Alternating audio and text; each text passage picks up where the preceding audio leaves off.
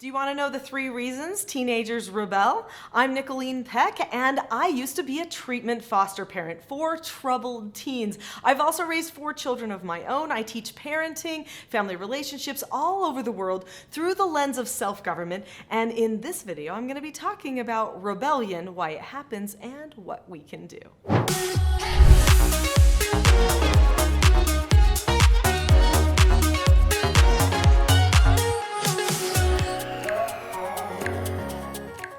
In this video, I'm going to be talking about 3 untruths that a lot of teens are buying into, which is leading to this rebellion problem. I'm also going to be talking about what parents sometimes unknowingly do that leads their children down the wrong track so that they're pulling away from their family values and standards. Then I'm going to talk about a few what not to do's and some what to do's at the end.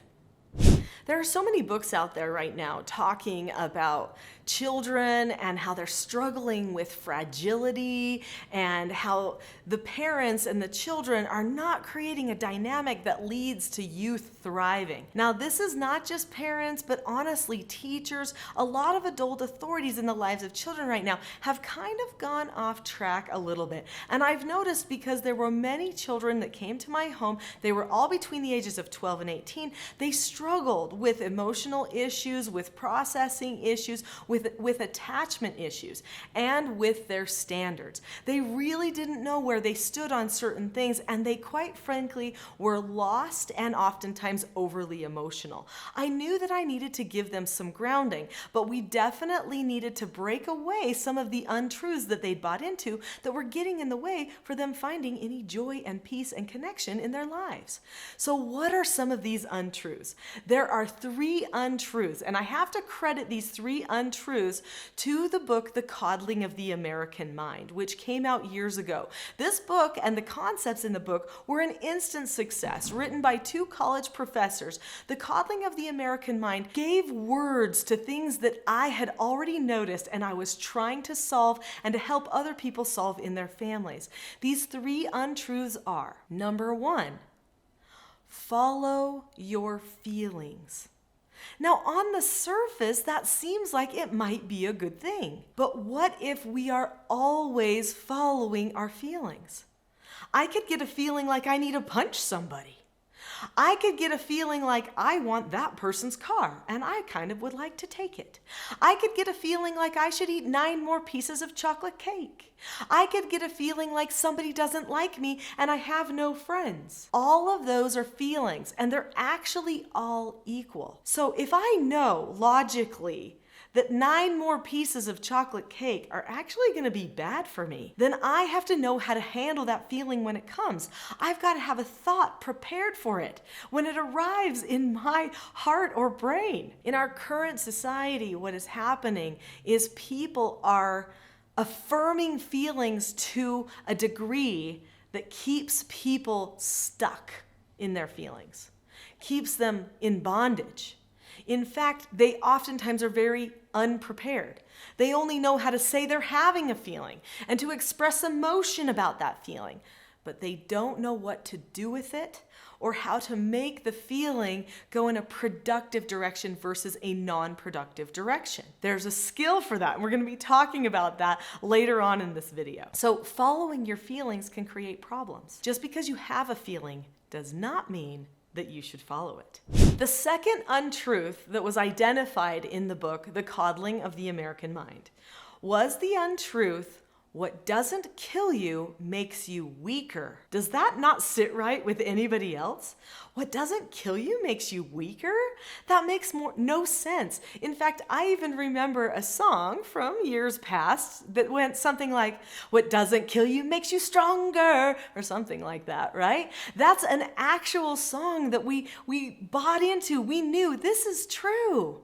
I can get over things. Think of every inspiring show that you've seen. These inspiring sports movies where the team overcomes a conflict or the person overcomes a disability. These are inspiring things. We can't get enough of them. We love those stories in the newspaper and online. We pass them around on social media. That's because those people are showing us the principle, what doesn't kill you makes you stronger.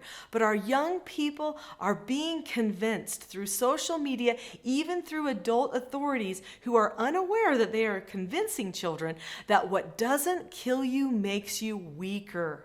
In fact, because of our affirming culture and that we continually affirm every single feeling or emotion that a person has, we are teaching the children that they are getting broken again and again and that there's no hope. That it's just part of their past they have to carry around. In fact, there are entire movements in our culture that are all about pushing people down, keeping people oppressed, and oppressing others. How ridiculous is this? That we would want everyone to feel oppressed in our culture on all sides of every issue, political, social, or otherwise? That's crazy, isn't it? But our children are seeing that and they're hearing words like safe. Keep things safe. You need to feel safe. And they're told that safe is when everybody agrees with them. And when they are completely understood, they don't know how to be safe if they're not right. And if their feelings that they're following are somehow a sign of them being correct, then they will not stop their pushing, their rebellion, their disconnection, their whatever that they're doing. They won't stop the battle. They won't stop beating themselves up even, unless they can see that those feelings that they have might be fleeting. They might be circumstantial. They might need to figure out what to do with them and how to handle them in a better way. What doesn't kill you makes you stronger, not weaker. We've got to make sure we instill that into our children. And when there are messages that are hitting us about how everybody's torn down and oppressed and you're not good enough and all this kind of stuff, that we don't have to carry that on. We can say, that's not true, because I'm a person on a journey. I'm not stuck in the past. Before I get to my third untruth and some of my recommendations for what not to do and what to do to help your children or the children that you are helping, hit that subscribe button. There are a lot of great videos on this channel that you are not going to want to miss. And that notification bell is going to also make it so that you will get notified when those videos come out. The third untruth is that there are good people and there are bad people, and that we have to always be finding who the bad person is. Now you see, if you put these three untruths together, you have a very dangerous recipe. So what you're telling someone is, you're having a feeling, and this is going to make you weaker. Who did it to you? Who's the bad guy? That's really what we're doing by saying there's good people and there's bad people. There's not like, well, they shouldn't have said that. Maybe they'll learn. Or, that person has a different viewpoint, but I don't think it's following the truth. There's none of that. It's just, that hurt me. I don't like the feeling. I'm now damaged for life. I can never be the same. I have to carry this backpack with me of anger or hurt or oppressiveness. And so you are going down. I will now battle you because you are bad. It makes everybody a holy warrior, but the only thing that's holy to them is their feelings. It's crazy. It makes people not trust anybody in a culture. And I'm talking all sides of politics, all sides of social issues. There are people thinking there are good people and bad people, so that they won't even talk to each other anywhere anymore. Neighborliness is starting to disappear. Our children don't reach out to parents because sometimes at the school even, the children are told that the parents are stumbling blocks for their lives. That means the parents are bad to the child. And what do they do with a bad person? They retreat or they fight. This is what is happening to the hearts of our children. These ideas that are being programmed by the media and other influences into their heads are making them rebel. They're pushing against the values and standards that you're trying to teach them so that they can have successful adult lives. In fact, what we're seeing is that many of them are not wanting adult lives, successful or otherwise. They are staying completely passive because they are stuck in a place of victimhood, and society and the messaging has put them there to stay. 2 quick things you want to steer clear of. Don't do these things. Number 1 is don't power struggle with the child. If your child is rebelling against your family policies, your standards, your virtues, your beliefs, don't power struggle with them. Don't beat it into them. That's not going to help, especially understanding the untruths that might be programmed into their brain, right?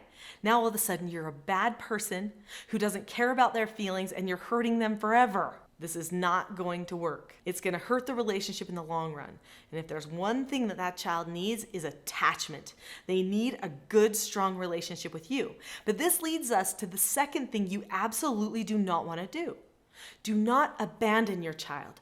Don't just take a step back and say, I'm out. You can do whatever you want to do. Good luck with your life. That is not good parenting. It actually will make them feel lost and alone. They will actually feel like you don't care. And so then what happens if they feel like you don't care?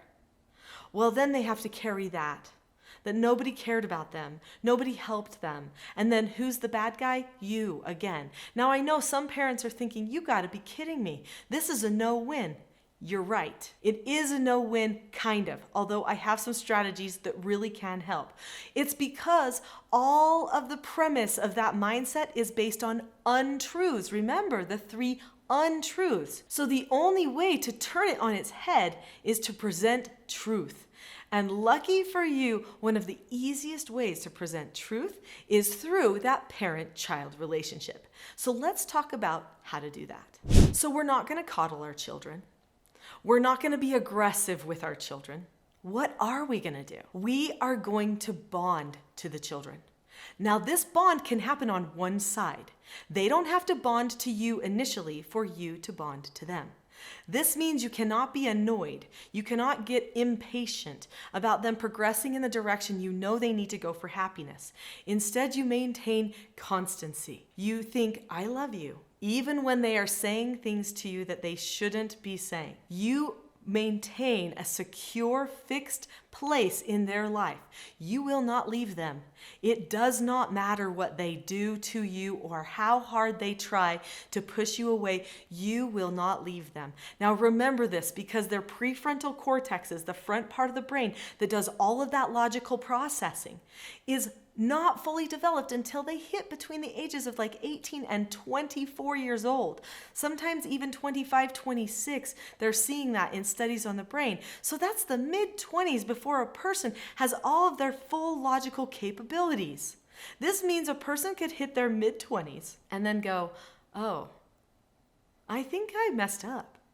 I think that direction I went was wrong. I think I might like my old life back, the one I had with my parents, and I think I want to bond back up to them. But if you have broken all of those ties, they're not going to know how to do it.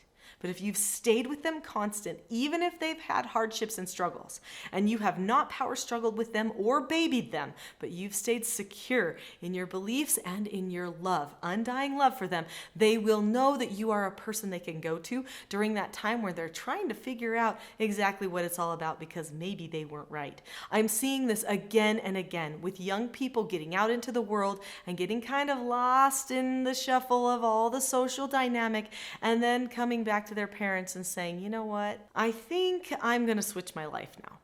And the parents going, okay, and not casting any judgment for those bad decisions they might have made in the past.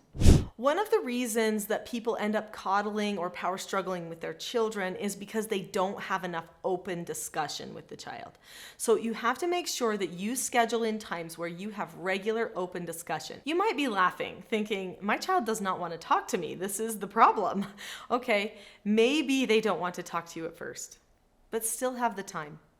Go on the date. Go out to lunch. Have that special one-on-one scheduled in every single week. Have that time to discuss openly with them. And when they see you're not judging, but you really are the safest person they could talk to, because that word actually means something to them. They think safe is what it's all about because everything right now is about emotions. They will feel that safety coming from you. It will be real, true safety because it's based in real, true love, which is a truth that they need more of. They've got to hold on to that. For as much as we talk about loving everybody in our culture, I've got to say we are doing a terrible job at it, and it really is hurting the home most. So the truth that they need is going to come through discussion and love from you, and that connection and that bond will grow as they see you take the time for them, even if they don't want to participate at first. Don't obsess about comfort zones, okay? Because right now, no one wants to step out of their comfort zone. And we oftentimes, in our generation of parents, want to keep our children safe from everything all the time, to the point of micromanaging, overscheduling, and not even allowing children to reach out and grow like they should. So we need to be careful not to overprotect the child and to overcomfort them. To keep them too safe is actually a problem. Now, when it comes to digital stuff, okay, sex culture and all the junk online, I'm going to protect my child. I'm going to keep them really safe. But when it comes to chopping wood, cooking with knives, having adult experiences, maybe making a business, talking to other people, and stepping out of their comfort zone by being in a play or some extracurricular thing, I am going to push them in that direction. I'm going to say, you can do it, go. That's what I'm going to do. Those are the types of risks and experiences that they need to take so that they realize life isn't always going to be safe, and I need to learn how to protect myself. In fact, one of the key things that you can do to protect yourself is teach your children self-government. This environment where a person takes responsibility for their feelings, their thoughts, their emotions and actions, their behavior. This is an empowering environment where the child can actually become a different version of themselves. That's what I teach, is self-government. And I would like to give you more of that teaching. If you have liked this video, you will love my next video, which is called How to Stop Being a Passive Parent. And I'll give you a little tip. In that video, I also give a free course away. And you might want that free course, so that you can start on the road to self-government for your family too. So click on the link to that video now. I'll see you there.